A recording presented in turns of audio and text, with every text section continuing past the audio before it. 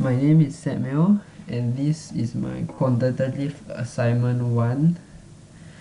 So I have input the raw data in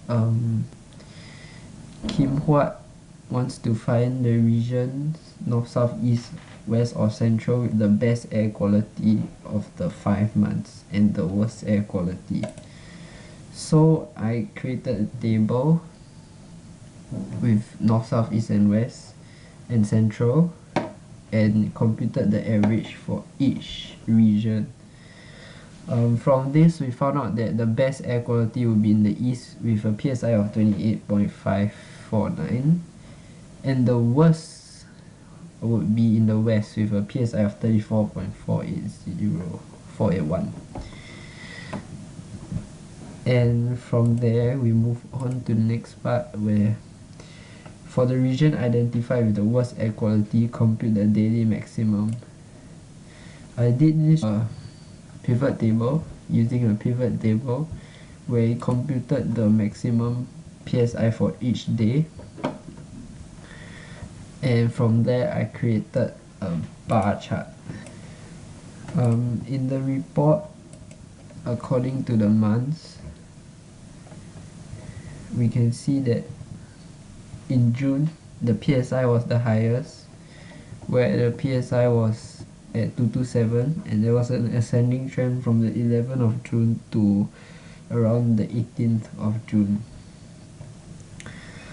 And then the lowest, which is stated here, in June would be 16. This is in October, where there's a small declining trend here. So in question 2, Kim Huat wants to know the average PSI reading for 5 months and we have to construct a 95% confidence interval. And this will be the formula that is used, and because n is over 30, thus we use this formula. So in order to have all the information for the normal distribution, we will need the average, which is everything for the first 5 months, the average PSI, the standard deviation, just using the Excel formulas, and the number of observations, which is all the days, the first 5 months. Because of the 95% confidence interval, the alpha would be 100 minus 95%, and we get 5%, and when converted we will get 0.05. And the standard error, the standard deviation over the square root times the number of observations. Next we will need to find the z-score, which we are using the normal S inverse formula in the Excel, and the sampling error, which is the standard error times my z-score, the confidence upper limit, which is the average plus my sampling error, and the lower limit, which is the average minus my sampling error. This leaves me with a confidence upper limit of 31.808 and 31.0634. I want to count the PSI